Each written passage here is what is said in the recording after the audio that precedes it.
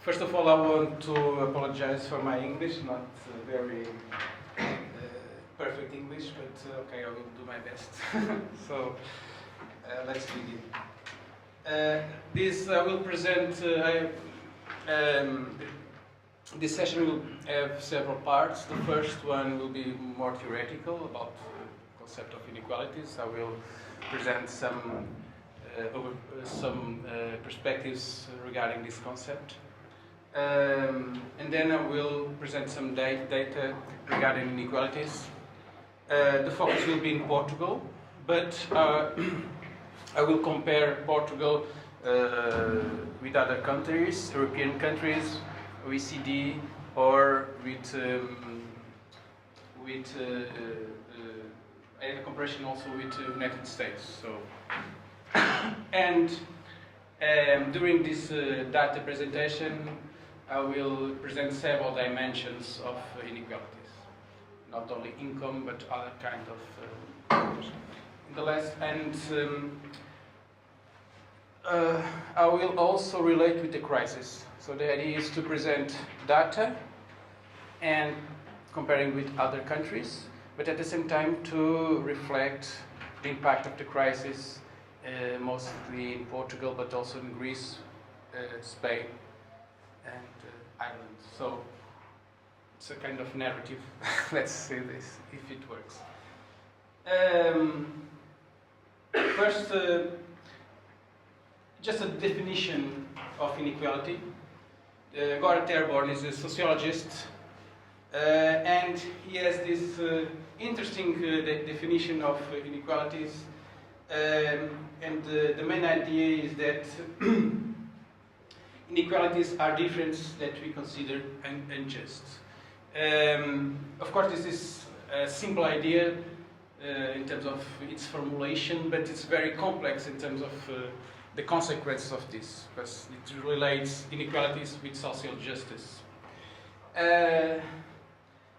The other idea of this, of Renato Carmo, is the idea that inequalities are multidimensional. As I mentioned, I'm researching this project that is Inequality Observatory. It's a platform that we in Portugal have here in ISCTE. And when we begin this project, this platform, this was our starting point. This idea that inequalities are more multidimensional, and the idea is to relate inequalities with several kinds of variables, not only with income and so on. So, like is written, inequalities are multidimensional. They are not confined to just one sector of society, education, health, economy, community, not to a single resource, health, culture, titles, nor to a single variable. So this idea of multidimensional is very important for us, and I think this one of the contributors for the observatory in this debate was to, in fact, to demonstrate that this kind of approach is the right one. The second or the third idea is that inequalities hold systematic and relational nature with regard to cause and effects. But the idea is that the inequalities are by nature systemic, and we'll bring an example of this.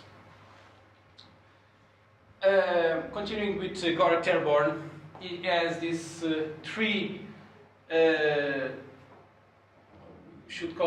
fundamental dimensions of inequality, types of inequality. This is very interesting because it's a kind of typology that is very useful to organize not only the data but also at the same time the ways of relating inequalities. And he presents this idea that inequalities we have vital inequalities, existential inequalities, and resource inequalities. You have here the definition. Vital inequality is normally related with indicators of life expectancy, mortality, and so on. So, resource inequalities, normally it's regard to income distribution, education, social networks, things that normally we call social capital, and existential inequalities.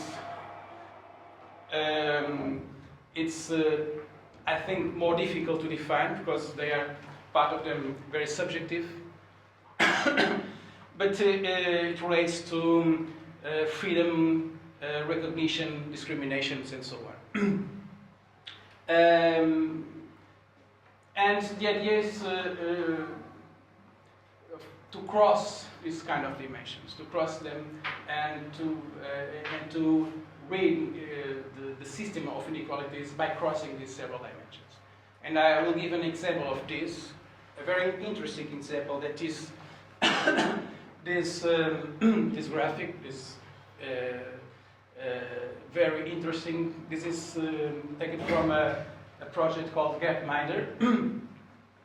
And it crosses two simple variables, life expectancy and income per person, so GDP per capita, PPPs, and cross these two variables, so vital inequalities and resource inequalities, and project the countries of the world in this graphic. As you can see, we have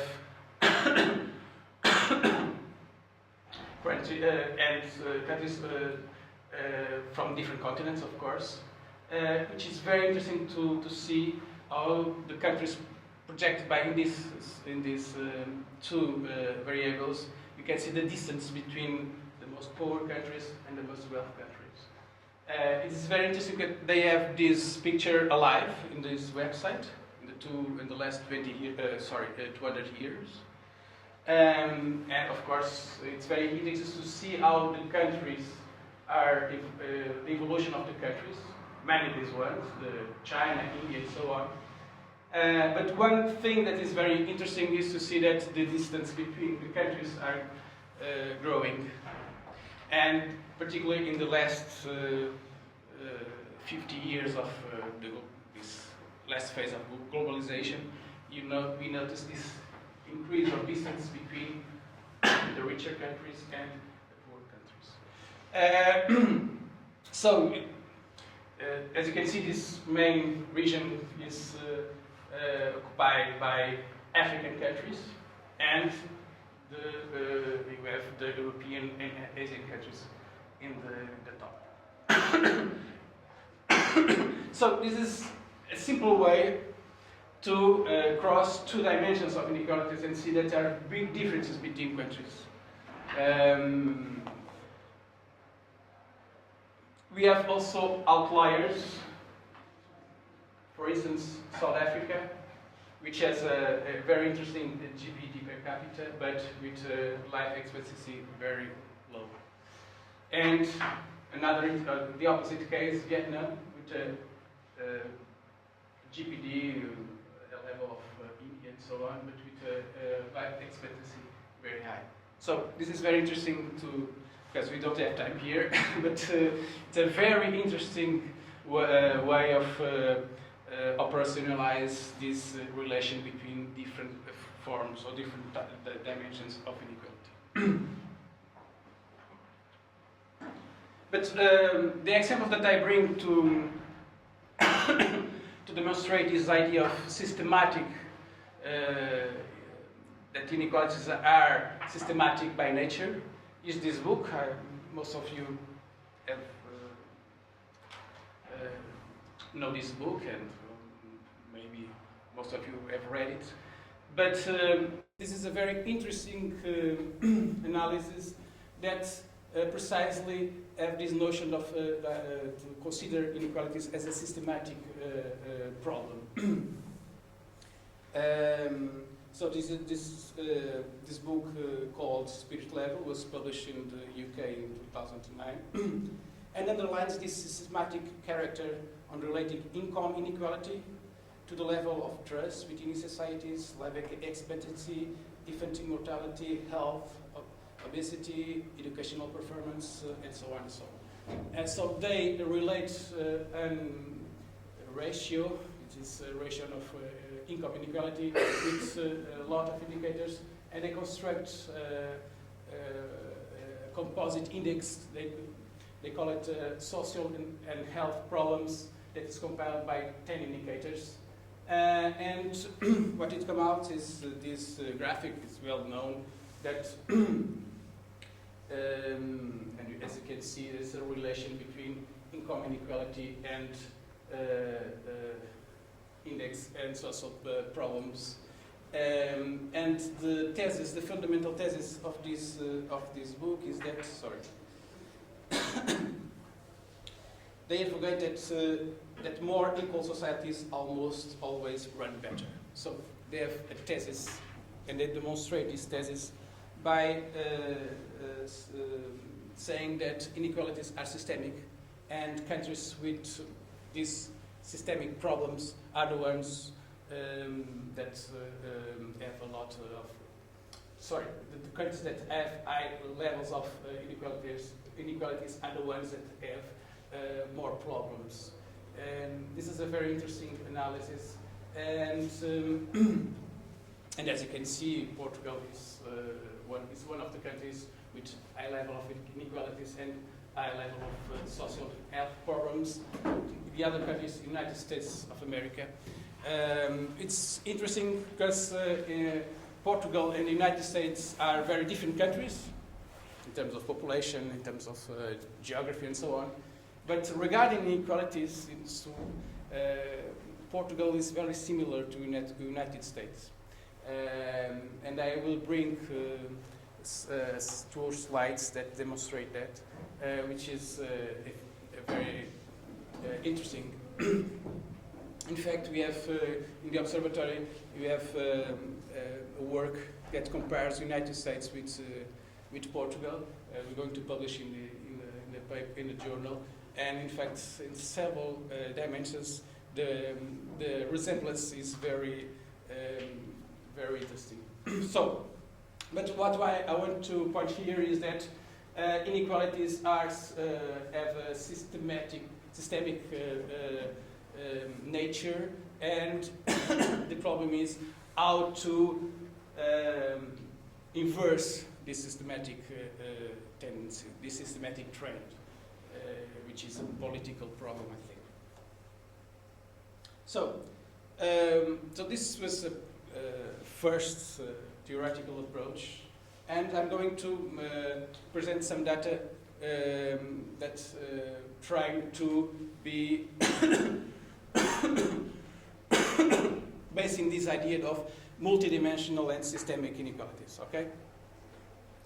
But first of I want just only to have some glossary of indicators, just to read, to permit us to read the data. So we have here income, and this idea of disposable income. Disposable income is composed by these items, so all income from work, private income, transfers between households, and social transfers. So we have several types of ways of measure inequality. Normally, the index that is used is called Gini index, and of course I'm going to explain here how, in terms of statistical, this is produced. But what you have to be in mind is that Gini index of 0 represents perfect equality. Imagine a country with perfect equality, and 100 or 1 represent perfect inequality.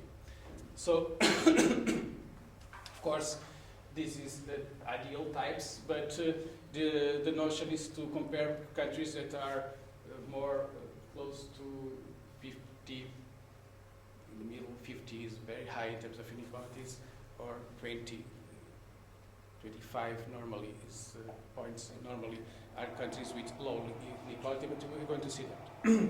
Another way to to present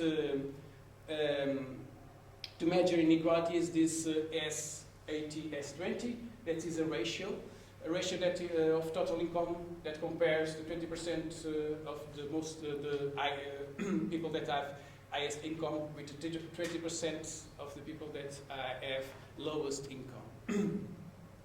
And this S19 and S10, it's also a decile share that compares to 10% of the richest with the 10% of the poor. So it's only to have this in mind, because we're going to present data that will use this kind of measures. So first we have here an OECD graphic that demonstrates this idea that when a simple comparison between the disposable income, so after transfers, with market income before transfers, the impact of this, mainly of the transference in the diminution of Gini index.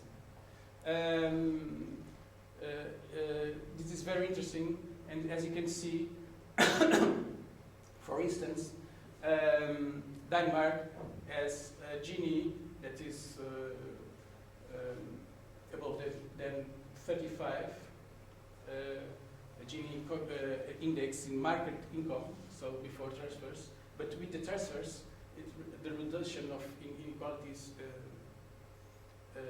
is very high. So this is an interesting way to see how the social state and the social policies, the impact of the taxing, the tax systems and so on have in the country. At the opposite, we have countries with no that doesn't have any difference, like Chile, you know, and so on. So if there weren't social states, Denmark was a very unequal country, like Sweden. But with the impact of the social state, I'm obviously simplified, but the impact of the social state, the level of inequality decreased expressively in several countries. In Portugal, we have some effect in the reduction of the inequalities, and for instance, in other countries, the reduction is very narrow. This is continuing with OECD in this report that they have published in 2012. As you can see, using the index, Gini index, in most of the countries, inequality have been growing and increasing, and not in the expected countries like Mexico and United States, but also, this is very, in countries like Sweden. This is one of the news that, or the surprises that this report, that came out from this report, that it shows that inequalities is not only increasing in countries like Israel, United States, and so on, but also in the northern European countries. And in fact, it was in Sweden that the proportion was higher, that was the most, that the relation, the proportion was higher than in most of the countries. This is, so inequalities are growing in most of the countries. This is the idea of this picture, and in countries that at lower levels of inequalities. Of course, they continue to have lower levels of inequalities, but if they continue to grow in this proportion, 10 years from now, maybe Sweden will have a very expressive index, Gini index. So this is the general picture and the main trends of inequalities, income inequalities in these last decades. I will move now to to Portugal.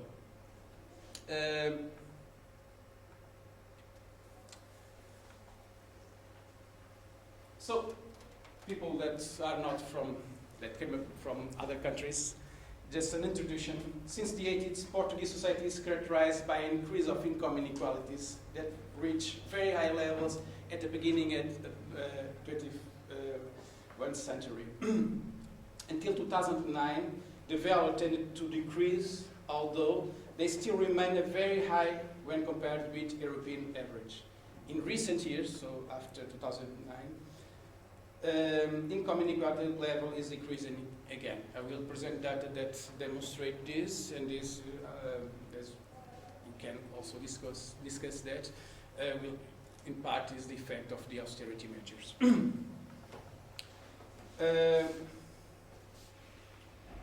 So I will present first this this picture, this slide. As you can see, this is ISCTE-IUL, which compares 20% richer with 20% poor. And as you can see, Portugal has maintained a high level of equality, 6 points, but the differentiation, sorry, the rate between the richest and the poor is 6 times. This is new now. Serbia is normally Serbia didn't appear in this kind of statistics, and they also begins to publish this several year ago, I think. And as you can see, Serbia is a very unequal country. But okay, Portugal is is the 6th country with 6. With the difference between the richest and the poor is 6 times, and very near to Lithuania, Latvia, Spain, and so on. So Greece now is one of the most unequal countries, and Spain. So here we have the most unequal countries in Europe are Southern European countries and Eastern European countries. We have the northern countries. They continue to be the less unequal countries in Europe. But it's interesting when we talk about East European countries, we have to be cautious about that, because we found different profiles of inequality in these countries. So we have here Romania, Latvia, Lithuania, but at the same time we have Czech Republic, Slovakia, Slovenia, that are the less unequal countries in Europe. So don't look at Eastern European countries like they were they were they were sort of have the same kind of characteristics. It's not true. They are different, very different, and but normally Portugal and the rest of Southern European countries, with some of the Eastern countries, are those that have high levels of inequalities.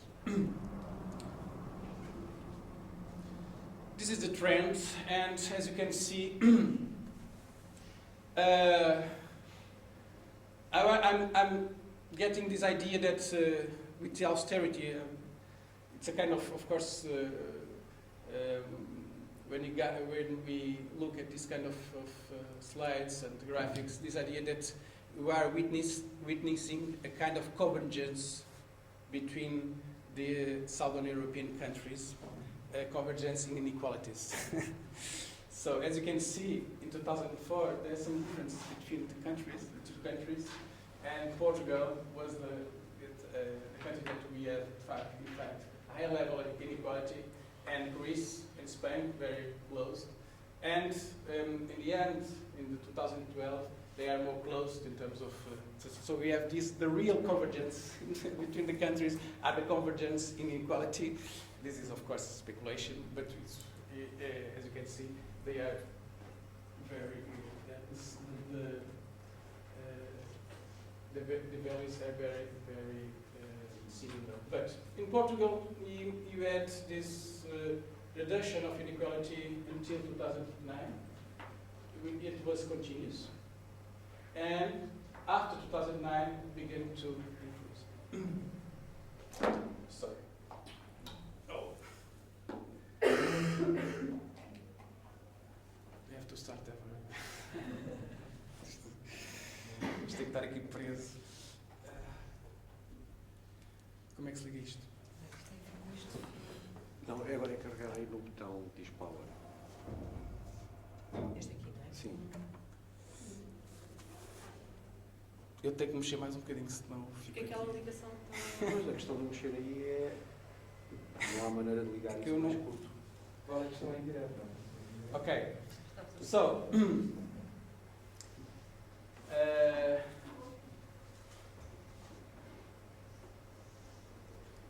but look at what happens to Greece and Spain. The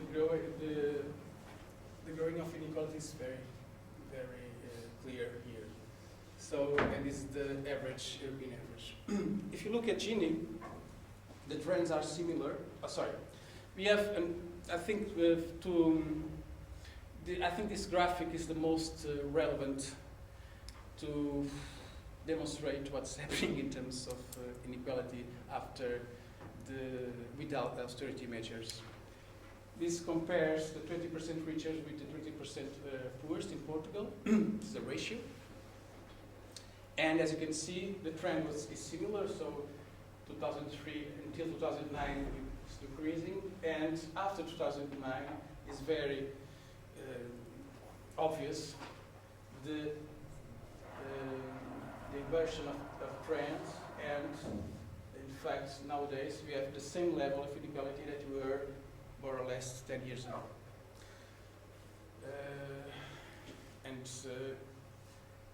This is in fact very concerning, because we are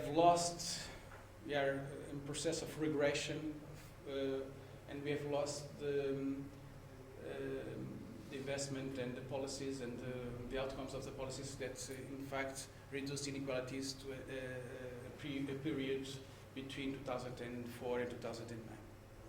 So this has several explanations, so you can reflect about this and discuss it, but this is a fact. Inequalities, income inequalities is growing in Portugal. And comparing the 10% riches with the 10% poor, this is very obvious. So with Gini index, it's more or less the same. It's more or less the same thing. So Portugal is the fifth position, and as you can see, of Greece.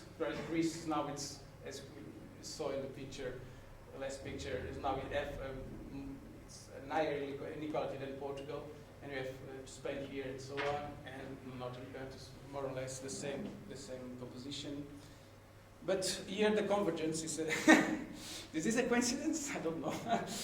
Because in 2003, Portugal and these three countries have very different positions in terms of inequality. Portugal was the most unequal country, and in fact, Spain was in the middle of near the middle, the average, or above the average of Europe. And in fact, we witnessed a kind of adjustment. And coincidentally, they have the same, more or less, the same value today. This is a profound transformation that we are witnessing, and will be interesting to relate this with other trends, economic and so on. And of course, I'm joking, but this, in fact, is the real adjustment that we had in these years, maybe. This is very, very peculiar and very suggestive. Now, just to compare not only with European countries, but for instance with the United States. As I mentioned in the beginning, we have this. We are studying this. We are comparing United States and Portugal in several dimensions of inequality.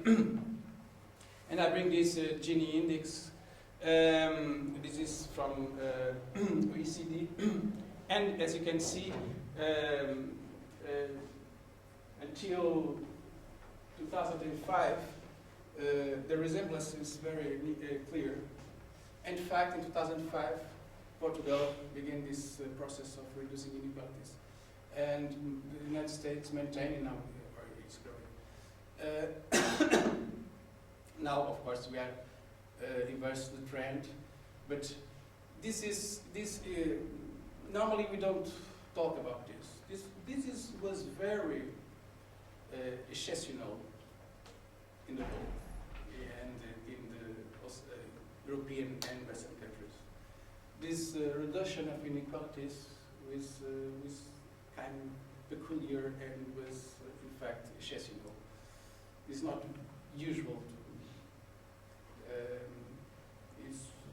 of course, we have in this period several kinds of social policies that impact. These policies have in fact impact in reduction of inequality. And normally people don't talk about this, but in fact we have here kind of counter tendency of what is the norm of the world, of the Western and the European countries. This is another way of measuring inequality using tax per tax income distribution. Of course, I don't mention this, but we have different ways of different resources to measure inequalities. You can have normally the data that I presented before used what is called the CIEL survey. It is applied in several European countries, but we can also analyze inequalities using per tax income fiscal data. This is a problem in Portugal that fiscal data or tax is per tax income we don't have access to this kind of information. But this kind of trends are normally used by Atkinson, Piketty, and so on.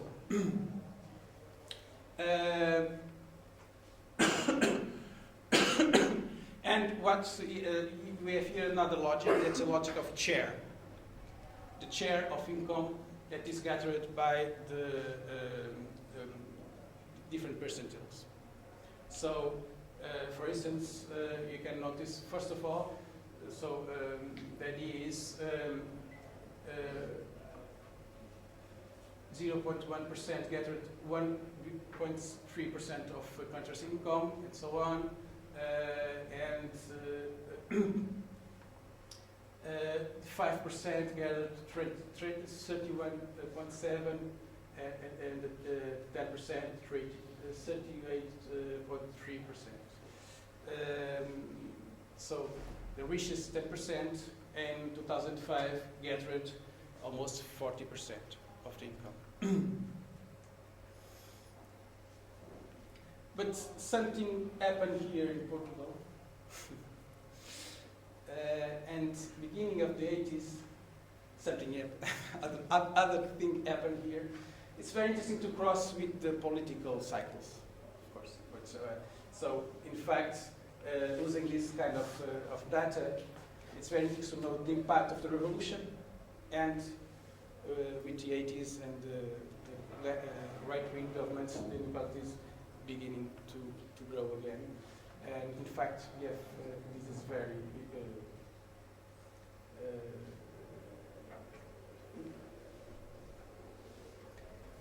suggestive of what's happened in these years.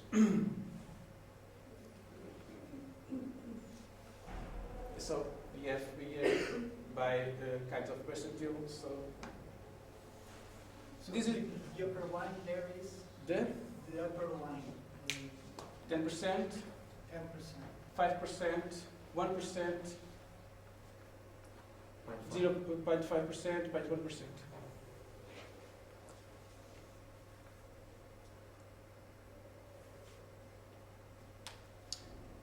When comparing with the United States, this is interesting because Unfortunately, we don't have data regarding 2011 to Portugal because the problem that I mentioned before, the fiscal data is not accessible to researchers. So, but this is taken from Alvaredo, Facundo, the team from Atkinson, that is the main economist of this, researcher of this team, and the oldest one, and the senior one, and of course Piketty is and CIES. Now it's well known because of his book, Piketty. But as you can see, Portugal and the United States are similar, of course, in the 10% and 5%. For instance, in 2005, 10% of the riches gathered 45% of the income. It's growing to 46%, and in Portugal was more or less 40%, as you mentioned. Of course, when you're getting the richest of the richest, the difference is between Portugal and the United States. The distance between them, of course, is higher because you know that in the United States, the most rich people of the world lived in the United States. But this is a similar structure, and in Portugal, I think that is the 5%, as you can see, is 26. It's almost 30%. I think the richest of the richest here in Portugal. It makes a lot of difference when you compare this 5% with the other 10%. In the 10% when you compare the 5% with the rest, in fact, this makes a lot of difference.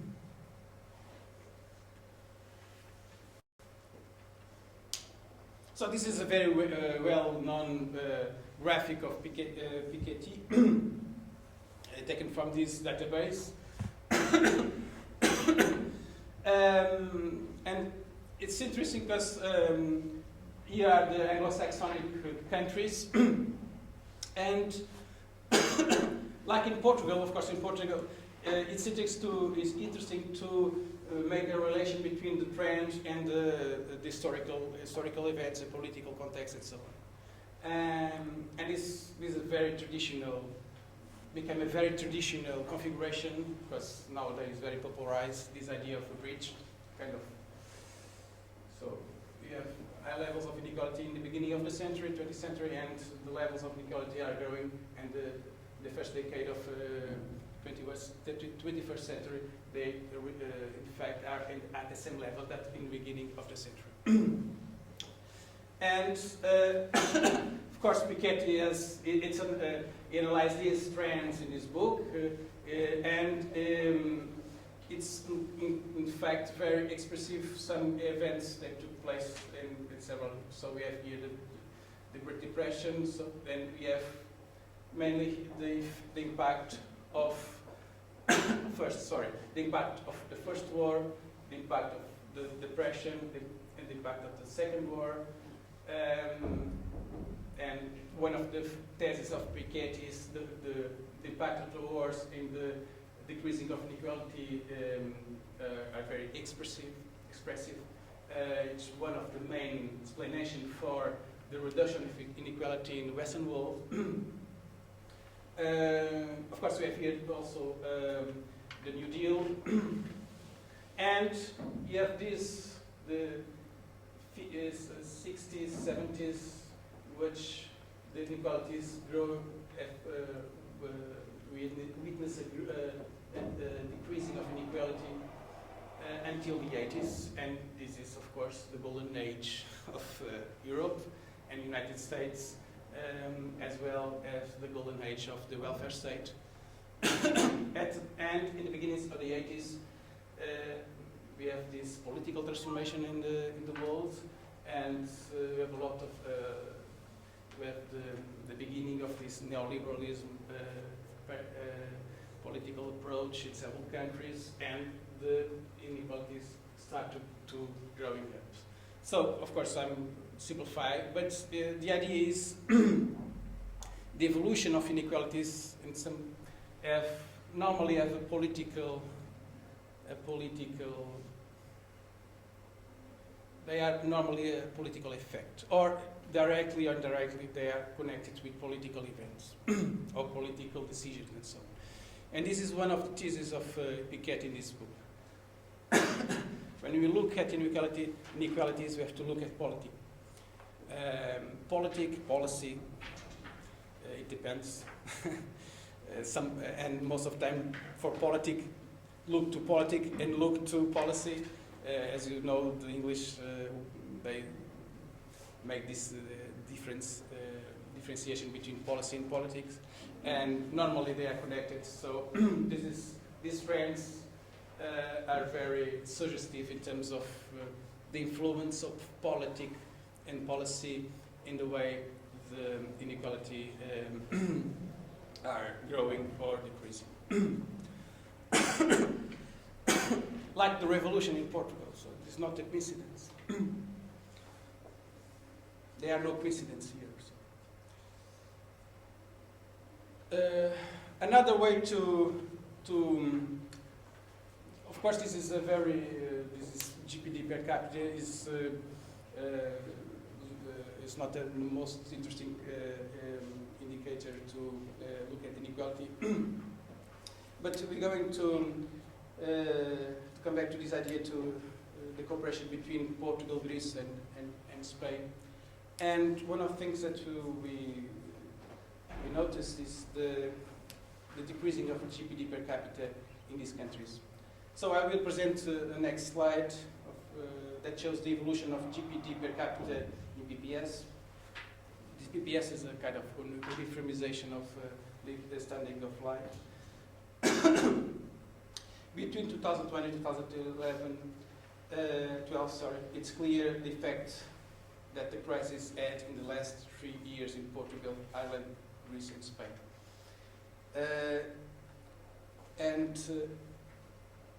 As you're going to see, in terms of GPD facts, you notice 100 represent the average, European average, and this is not new for you, so it's very, but after 2007, 2008, you notice the decreasing of GDP per capita in Ireland, in all of these countries, in Portugal and in Greece, of course.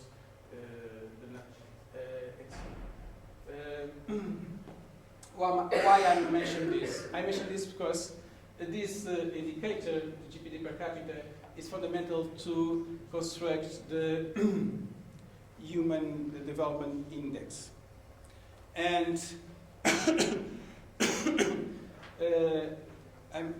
I'm going to demonstrate that in Portugal we have this, of course, now the values of the Human Development Index, they are stagnated in these countries. Because we had a trend that was very relevant of in the values until 2005, 2010. They are growing, and now they are stagnating, and in Greece they are reducing. So this idea of humanitarian crisis, in fact, is related to these trends that we observe in the Human Development Index. The Human Development Index is composed by these three dimensions: health, education, and living standards. And the indicators are these four: life expectancy, mean age of schooling, expected years of schooling, and gross national income per capita. And in fact, what is contributing for this stagnation or the decreasing of human development is, in part, what is happening to this GPD per capita. So it's another way of looking at these trends that are happening in these countries, and the impact of austerity, now of course related with the economy, more related with economy, but all of this is as well economy. But it's another way to see that not only the inequalities are growing in these countries, but at the same time the GDP per capita is decreasing, and in fact this idea, these trends have an impact in the Human Development Index. So you are witness a stagnation or a decreasing in Human Development Index. This is, of course, very concerning. And in fact, Portugal is in the end of the countries that have high level of Human Development Index. Portugal is in the bottom of this group. And with these trends, maybe we're going to to decrease and to move to the other group. So not a very high, not with a very high index development, but with only a high index development. So this is very concerning, and let's see what's going to happen. And of course, we have other kind of statistics that improve and demonstrate these trends. So my concern here was to present some ways of several different ways of looking at income inequality, and to see the trends, and to see how Portugal is positioning these trends regarding other countries, like not only European countries, but also OECD countries and so on. And as you can see, in fact, we can say that Portugal have a structural problem. In Portugal, inequality is a structural problem. It's not a conjunctural problem. It's not a episodic thing. Is a structural problem. And in fact, we had some policies that, some mixed policies that had an effect of reducing inequality. But of course, some of these policies was policies that were more concerned by the poverty problem than by inequality. But they had an impact, an indirect impact in equality. And that's what's happened in this period between 2005 and 2009. But now with these trends, the inversion of these trends, in fact, we lost this effort, and we continue to be one of the most unequal countries in the Western world. And this is an objective truth.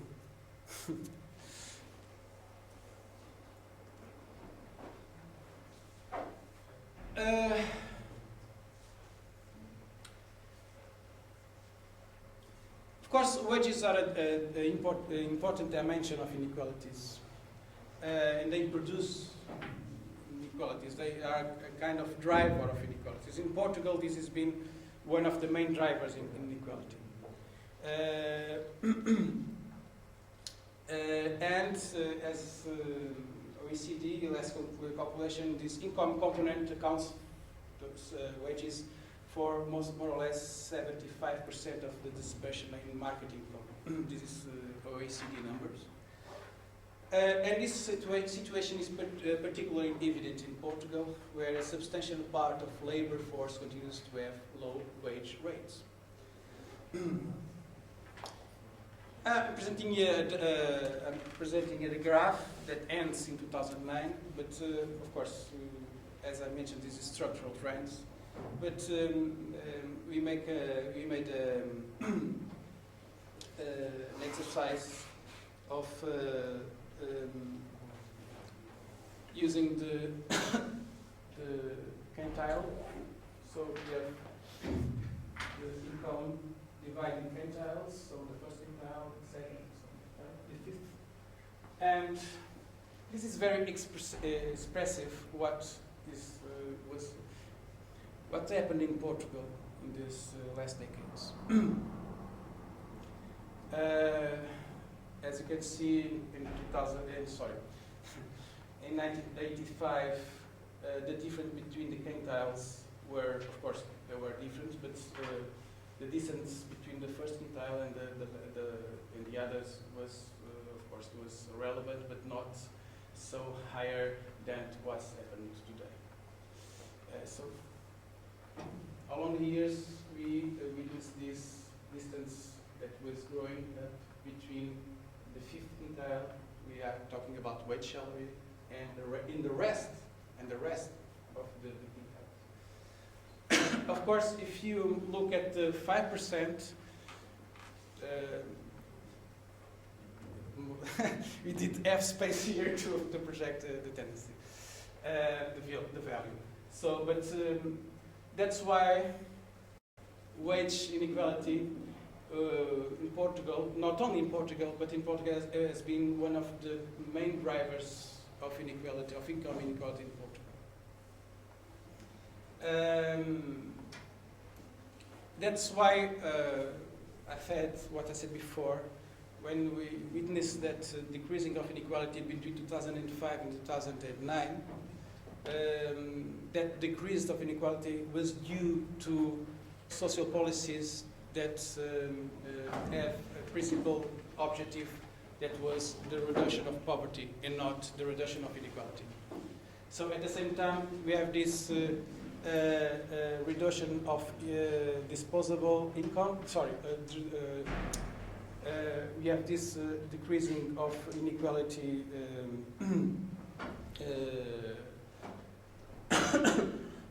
of the disposable income, regarding the disposable income, but when you look only at wage income, you see that the inequalities continue to grow.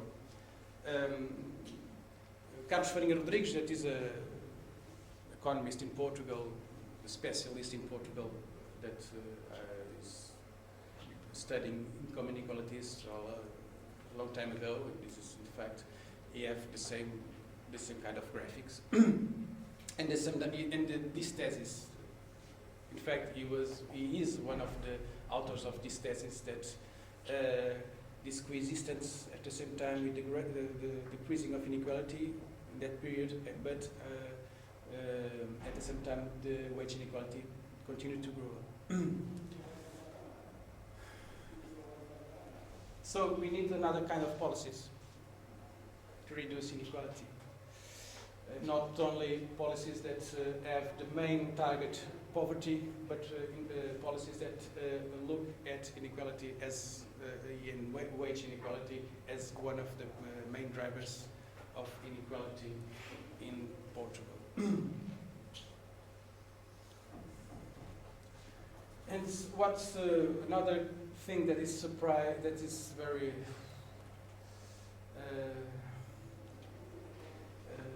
relevant here is the difference between the three first quintiles are very narrow.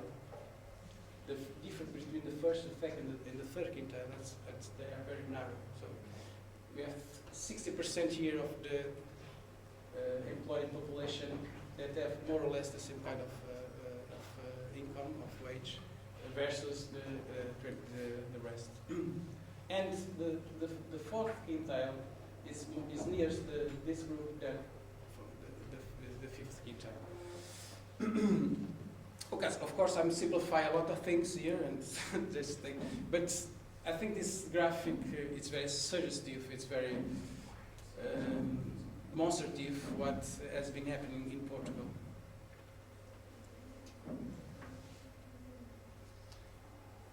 Of course, wage inequalities relate with other kinds of inequalities in Portugal, that is educational inequalities. This is another structural problem that we have. In fact, inequalities in Portugal are a structural problem, as I mentioned. in part, the explanation is the deficit of education that we still have.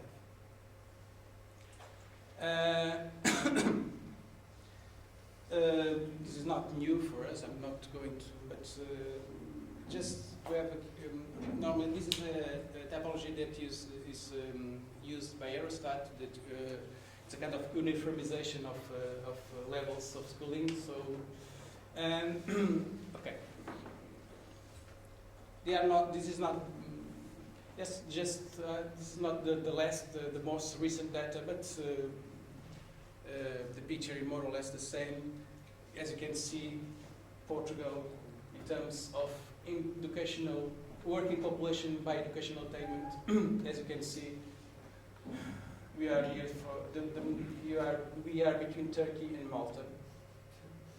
So the average in Europe is more or less 20% in terms of people that have until 9 years. I think it's below 9 years.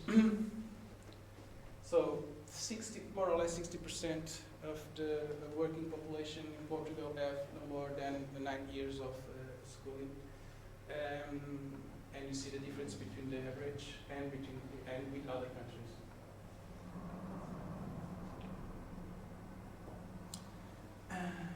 And here, it's interesting. Of course, it's another talk. But regarding the way the different countries in Europe, the different positions here regarding educational attainment.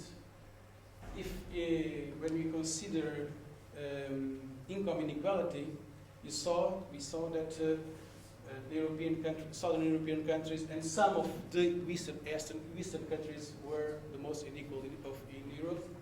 But regarding education, we saw that the most of the Western European countries are here.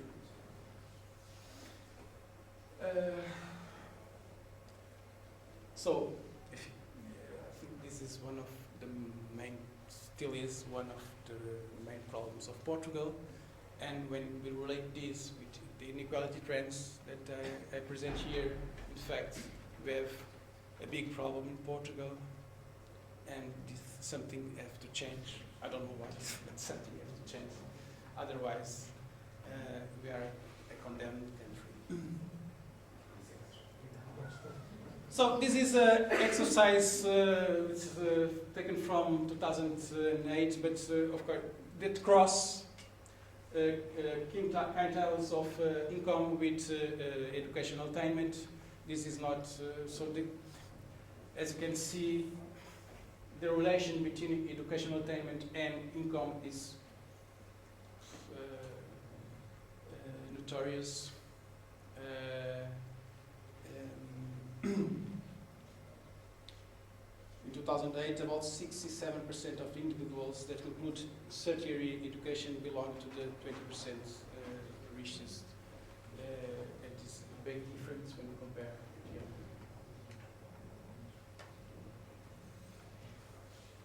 So this is a kind of cycle that we have here. And of course, the way of solving this cycle is not to end at education or to reduce education. No, it's to educate more people. It's the only way to end this kind of cycle between inequality, income inequality, and educational inequality.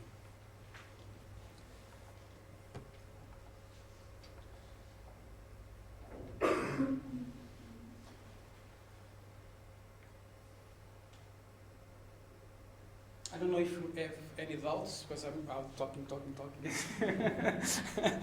That's okay.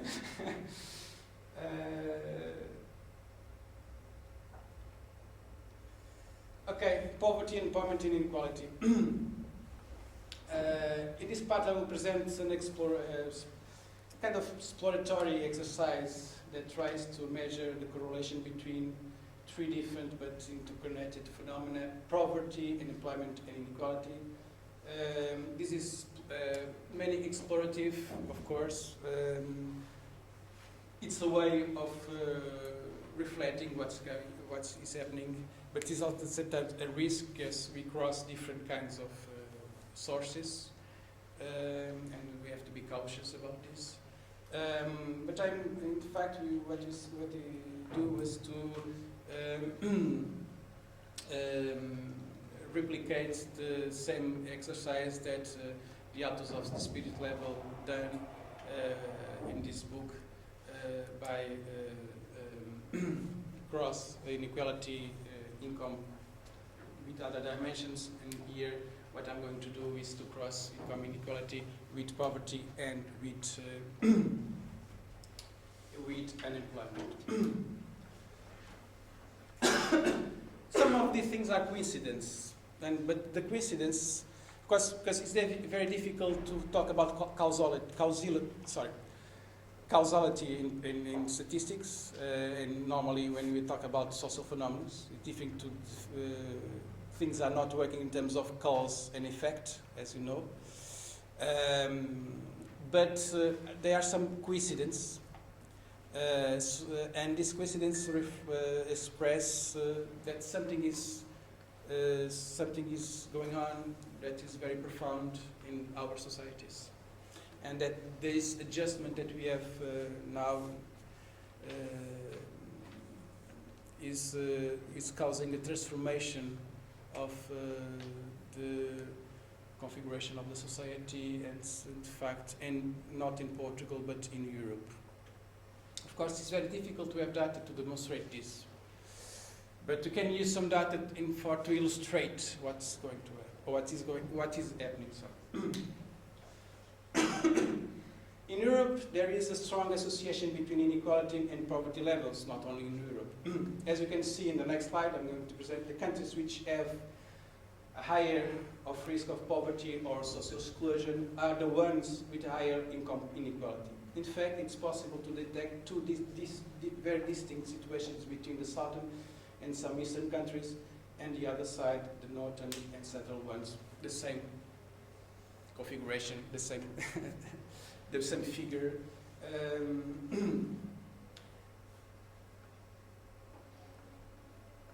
As several studies have been demonstrating, it is an error to consider poverty as an independent phenomenon distinct from inequality.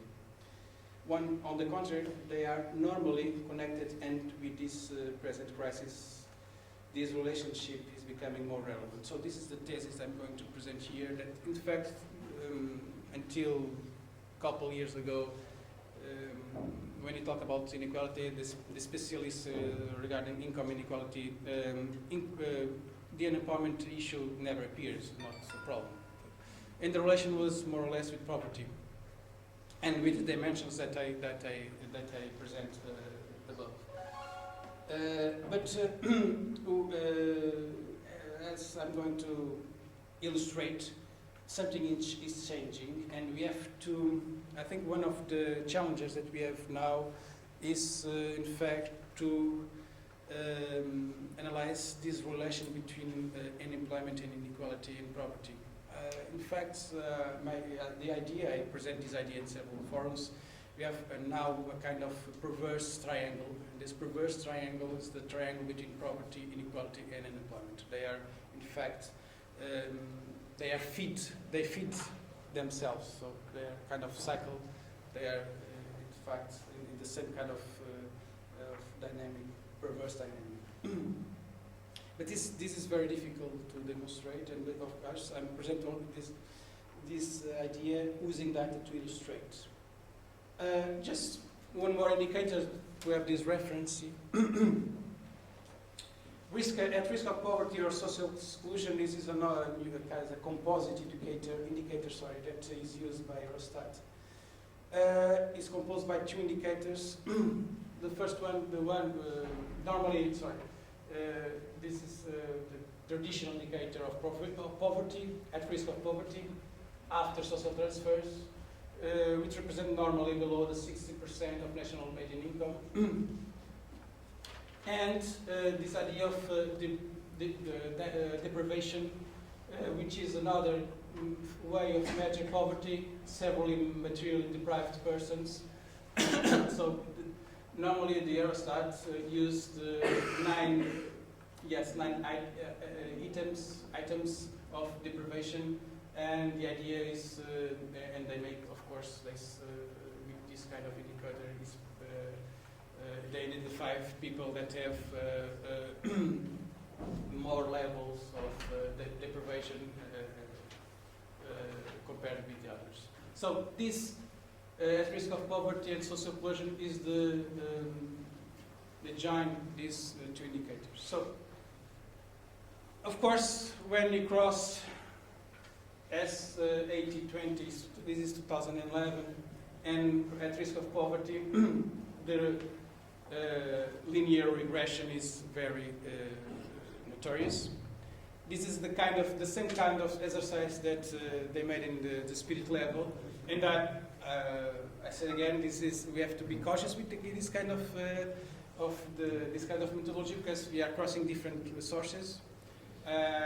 But of course, we have here a linear regression, and it's of course the countries that have low levels of income and low levels of poverty: Norway, Iceland, Czech Republic, Sweden, and so on, northern countries, and the same, more or less the same countries that appear here: Spain, Greece, Lithuania, Romania, Latvia, Bulgaria, which they have the high levels of inequality and high levels of poverty. Portugal is here. In fact, we have comparing with normally with the same countries that we are compared of. In fact, Portugal had a very interesting, because this session was not about poverty, but we had an interesting trend related to in terms of poverty, in terms of at risk of poverty. In fact, in Portugal, some of the policies that against poverty, they have in fact an impact, and we have some programs that reduce poverty in Portugal until 2009. Of course, with the austerity and with the crisis, things are changing. But when in fact we compare with other countries, we have the same. We notice the difference between other countries. But of course, this relative is obvious. Just the illustration is more or less this one that I want to demonstrate here. I made an exercise was to pick up these two indicators in 2005 and cross them. So this is a simple relation, of course. Unemployment rate in 2005 and S80, S20 in 2005, and in fact there are no correlation. This correlation doesn't exist. And this is, in fact, that's why normally employment was not a dimension that was considered in the analysis of inequality.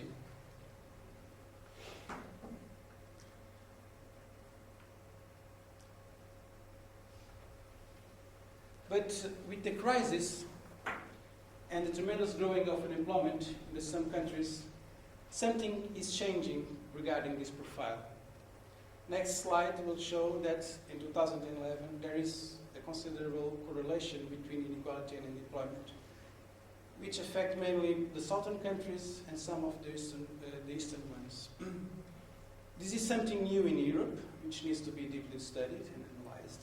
And beside this analytical precaution, it is not wrong to say that in several countries unemployment is becoming one of the main inequality drivers. This phenomenon should alert European policymakers regarding the negative impact of the austerity measures that are being applied in some of these countries. The so-called adjustment programs for countries such as Portugal, Ireland, and Greece are causing not only a general polarization of their population, as they are contributing for the growing of inequality. So we have this picture that crossed 2005, employment and inequality, and look what's happening. If you pick up the same indicators in 2011, and we have already collected this data to 2012, and of course, from no kind of relation we have an expressive relation between these two variables. Of course, this is an illustration, but what came out here is that this is a coincidence, of course.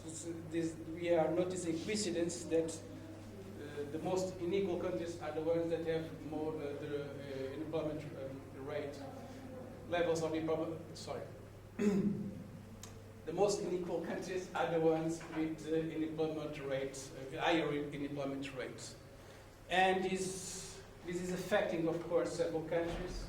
And as we have noticed, we can, at the same time, regarding of this picture, like two or three, but two Europes are emerging from here. These countries that are affected by employment and inequality and the rest, and northern and southern countries, northern and central countries in Europe that in fact maintain the same profile that they had before. And of course, what happened, for instance, in countries like Spain? Spain was here, and now it's there.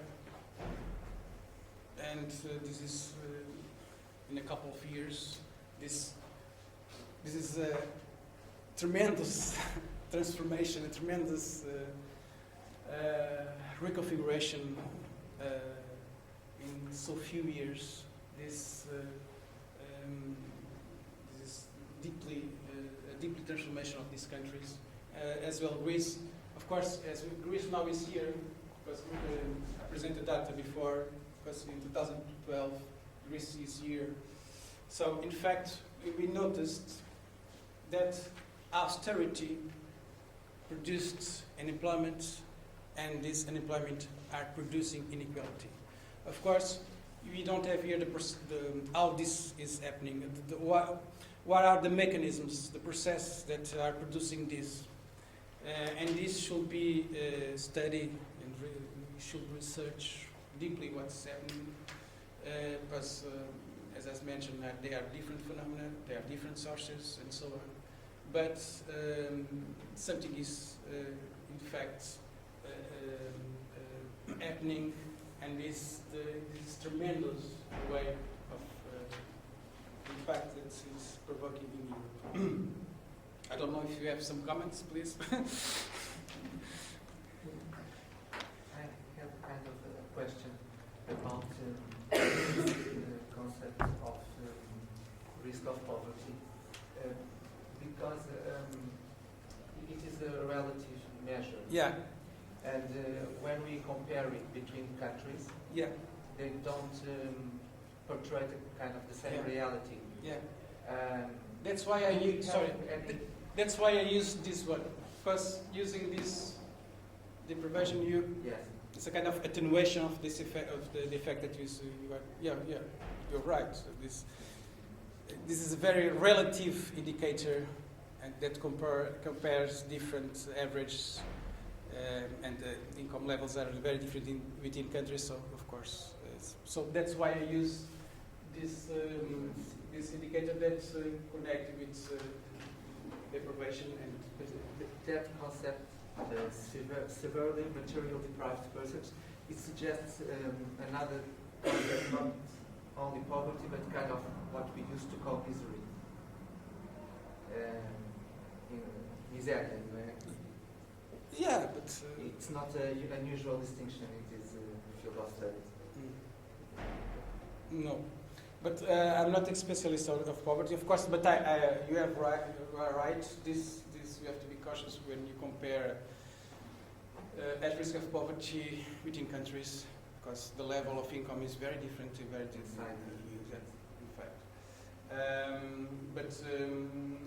Yeah, the explanation by why I'm using this one is because it's more using deprivation, so it's a cautious effect here. Just to add a small point, there is a reason to explain why this indicator was chosen in the past. Just because Why, this one or this one? The first one. The first- Sorry, the second one. The at risk of poverty. Yeah. Because it is a relative measure, and it is important to consider that a person in Portugal with a certain income may be excluded from the social life of this particular country with this income. And in the United Kingdom, you pay much more to go to the football, or you pay much more to go to a cinema, etc., or to the social life of that country.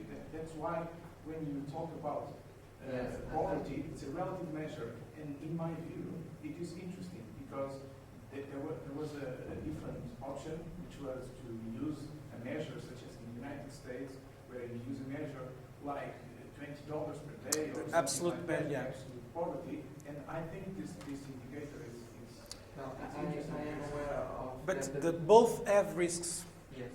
and the risk of comparing different countries within poverty within countries using by this indicator. In fact, we have risks of the level of income, the median level of income, the mean level of income in countries completely different. But it also depends if we consider poverty just as a certain amount of money, or if it is related with the money that you need to be integrated in that society.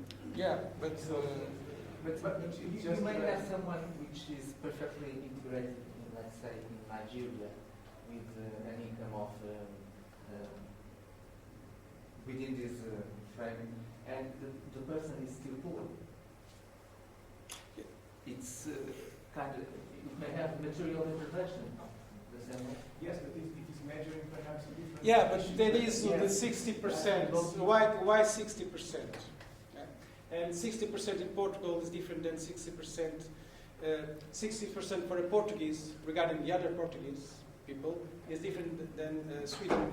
Swedish with 60% regarding the other Swedes. You know, it's very different because we have, as I demonstrate, problem of low wages and so on. So the distribution of income is very different in Portugal than in Sweden. So that's why we have to be cautious in this kind of operations. So, more questions? Yeah. Just a comment, two comments. First, about the education system in the Eastern European ex-Soviet country, because there's a gap between right now Just Baltic louder, please. Baltic countries and the rest of Eastern Europe. Baltic countries, both ex-Soviet countries, and there's a lot of huge inequalities. I think maybe except education system, and right now this is our treasure. I'm Hungarian, so it was our treasure, the free education, high and good level education level. It's already explained.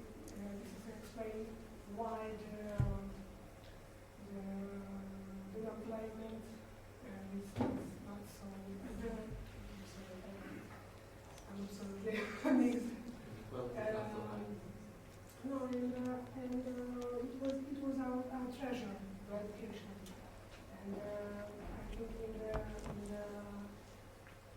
the next few years, the Eurostat will show some different situation, and another side, Spain, fantastic evolution market. It's a really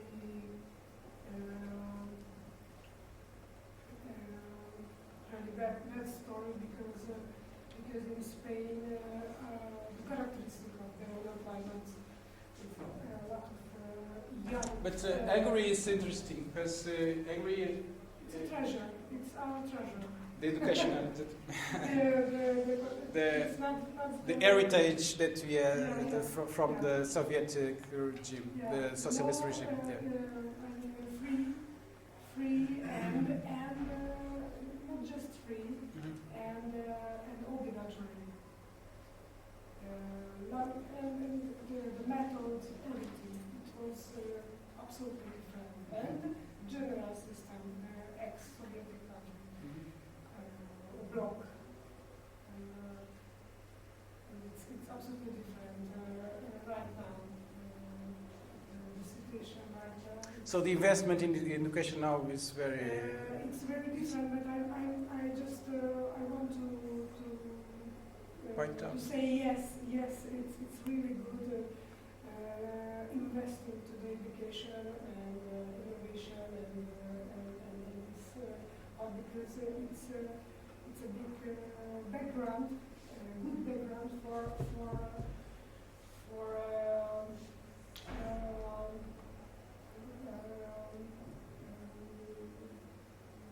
for the future. For the future, yeah. Okay. It's kind of investment, a long-term investment. Okay, but we are saying what you are saying that now this investment is decreasing, and of course. And it's because the market it's not free right now, and everything changed. And another side, the Spain situation is also happened because the no reforms and really unflexible market system. You're talking about? Spain. Spain. Okay. And Portugal also is the same. Almost. I mean, really unflexible and no opportunity and really contraceptive. I don't know if the relation between the no opportunity is based of more flexible, inflexible labor labor market, but this is not another discussion. It's not the contract system. It's really, if someone in Spain, and by my experience, in Spain, it's really difficult to right now take permanent contract, and usually just 1, 3, 6 months contracts, and then go away. Yeah, that's another dimension that, of course, I could brought here. That's precarity. And in fact, we notice that Portugal, Spain are the countries where the levels of precariousness are still very high, are growing in terms of term contracts and so on. And in fact, if you mix all this, precarity, poverty, unemployment, inequality, you get very depressed, and it's a very, very concerned situation that we are living. See. I am a little bit puzzled about this figure about Italy. 17.8% of population with higher education. I would expect something much higher. I'm not a specialist of it, I don't know. Maybe Ricardo has an explanation because he is living. More questions? Just a question. Can I? Yeah, of course. You showed a graph about the impact of the welfare state or social policies on income. Not directly, but we can. The difference between. Yeah, disposable income and market income. Yeah.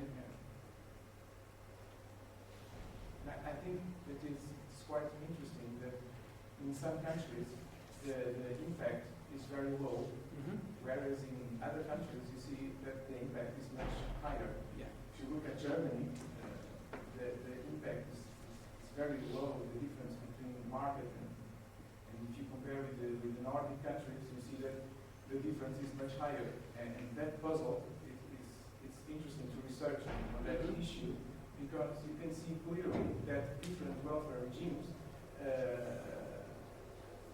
counteract differently the income inequality, because normally we talk about the social state and the welfare state, etc., but in different countries, in some countries, the welfare state is not doing enough to impact this process. Of course. And this is a point. In part, if you, I don't know if you are, if you know that typology of X. Anderson, the three types of welfare state. So you have the Anglo-Saxonic welfare state, the the liberal welfare state, the social democratic welfare state, and the continental welfare state. And there are some, of course, if you remove here the eastern countries, you have Norway, Finland, Sweden, that have the social democrat welfare state, and of course in the end, the countries that have more problems, the welfare states is like United States and United Kingdom and so on. It's more a liberal welfare state, and that typology, in some part, you can use it to read these differences between disposable income and market income. But of course, we have to deal with more data to have this kind of analysis. But at the same time, sorry, yeah. It's not an issue. It's okay. I'll just to at the same time you notice that these countries that have social democratic welfare states, the so-called social democratic welfare state, in this level, a growing of inequality, which is very proportional. And in fact, they are moving very fast to high levels of inequality. Of course, they maintain when we compare with the other countries, they are the ones with less inequality levels. But in fact, this is very expressive. Yes.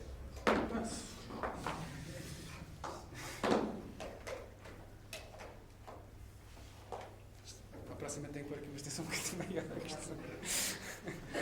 Já tem que olhar para ela. Yeah. It's the same topic, or? No. I was wondering if it is possible to demonstrate that the reduction in inequality between 2005 and 2009 In Portugal. Is related with the social policies that took place during that period. Because if I understand correctly, there is no data on the lowest decile of income distribution. Is that true or not? Yeah, I represent the lowest income. No, Because we see that the S80 and the ratio between the S80 and yeah. S20 has been reducing a lot, and the S90 and the S10 has reduced a lot. But we cannot tell on the basis Yeah, what of that by graph percentile? if it is the highest part or the lowest part of the income distribution that accounts for this reduction in the ratio. No, until 2000 now is difficult to know what's happening. But until 2009, in fact, what Carlos Rodrigues and others demonstrated, the levels of the first percentile are the income. Yeah. There is data to Yeah. But the hypothesis is that programs like the complemento solidário para idosos had an impact because they increased the income in the older population, and they just had an impact on the inequality. And another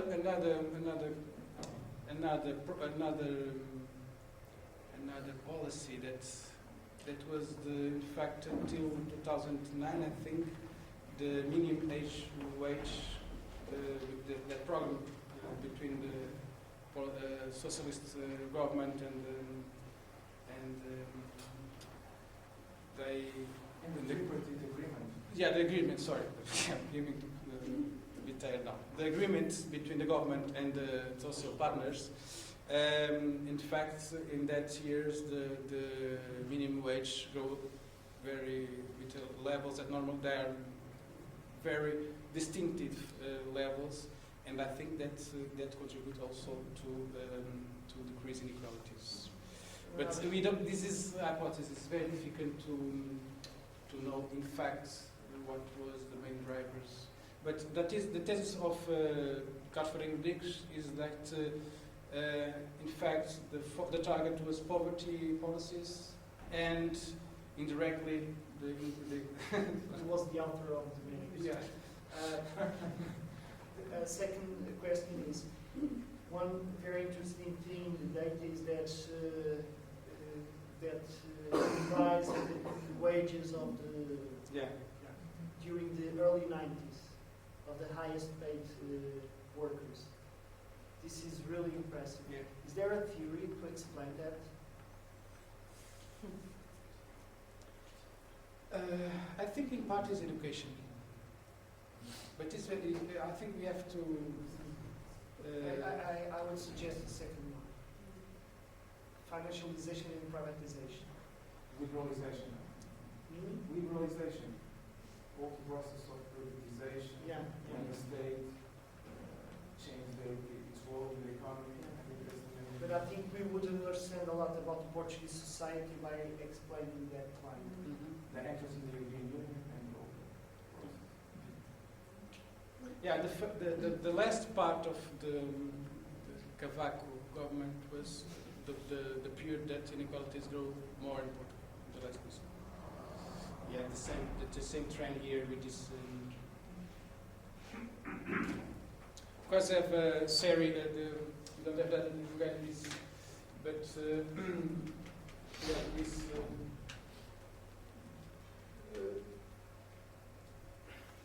19 something happened in this period. This during Cavaco. That's like Margaret Thatcher, so the same, more or less the same the trends. In fact, you have this these people from the authors of that book, Equality. Sorry, of Piketty. Sorry, the Spirit Level. Sorry. The authors of the Spirit Level, they have a website called Equality Trust, and they project the trends of inequality, and they project the political cycles and the trend. And in fact, it's tremendous because the period, Thatcher period, is the most. In fact, the period that inequalities grow most, and I think we have the same trends regarding the Cavaco. Yeah, in fact, I think maybe the two phenomena, privatization, liberalization, and at the same time people with high skills start to enter the labor market at the same time. So the two things are connected. So, just to conclude.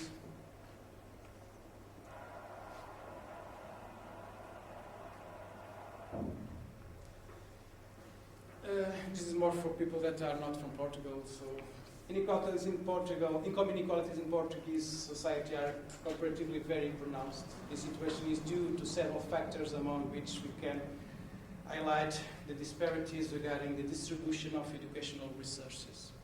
Indeed, in addition to income inequalities, the lack of education emerges as a major factor of inequality in Portugal. This persistent situation has profound impacts on the efficiency of our economy and its capacity to deal in a sustainable way with modern challenges. Investment in human capital is undoubtedly one of the priorities in public policy. At the same time, several economic sectors such as construction, retail, trade, restaurants, tourism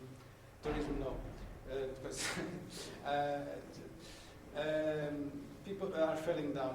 People are reducing their consumption practices in general. The quality of life is getting worse. Because of these young people, including the most qualified and skilled ones, have no job opportunities, and a considerable part of them are migrating. The brain drain trends are growing up during these last 3 years, and in the medium term, this will have a tremendous negative impact in our productive capacity. Along with the economic crisis and the austerity measures, unemployment is reaching unprecedented and unsustainable levels. At European level, we are now witnessing a kind of division between the southern countries and some eastern ones that have high levels of poverty and unemployment rates, and the northern and central countries which have relatively low levels of unemployment and poverty. With the escalation of the austerity measures, this division not only will increase the gap between the affected countries and the others, but at the same time, this will cause a continuous growing of inequality in those countries where the unemployment rate is higher. In conclusion, we can say that one of the consequences of this crisis is the escalation of the correlation between 3 vertices of a triangle composed by poverty, unemployment, and inequality. I think that European governments and the politicians should have more responsibility to put an end of this spiral of austerity and its producing of this perverse triangle. So we have some bibliography here, and this is the report of the OECD, Divided We Stand, and this is, we have made a kind of an English version of some of these, some of the indicators that I present here was taken by this paper that we present in Inequality Watch, that is a network, European network that our observatory is connected with. We have, of course, this is in Portuguese, but this is the last paper that we published, and I present some of this last idea of the relation between inequality and unemployment. And of course, we have authors like Milanovic, Kasparinha Rodrigues, that's this paper in English, which would be interesting. And Piketty is not here, sorry, but it's well known, the book about the capital. And these are some of the authors that I use to present this session. I don't know if you have any questions.